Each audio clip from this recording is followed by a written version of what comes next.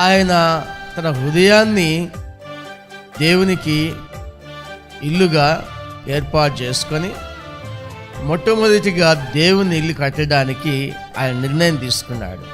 దేవుని మందిరము కట్టించాలన్న ఆలోచన కలిగినప్పుడు ఆయనకు దేవుడు రాజమందిరాన్ని ఇచ్చాడు.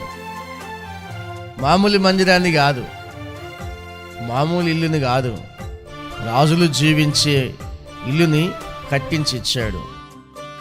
ఆ తర్వాత దేవుడు దావీదుని ఒక కుటుంబీకునిగా చేశాడు. తనకు భార్యనిచ్చాడు, దేశాన్ని ఇచ్చాడు, దేశానికి రాజుగా అభిషేకం ఇచ్చాడు.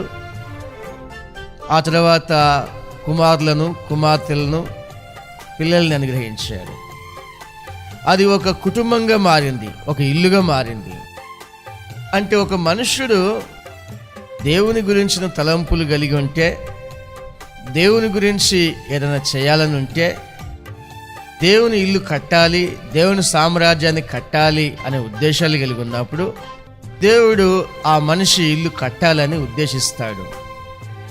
మనము దేవుని గణపరచాలనుకున్న వెంటనే దేవుడు మనల్ని గణపరచాలనే ఆలోచన కలిగి ఉంటాడు.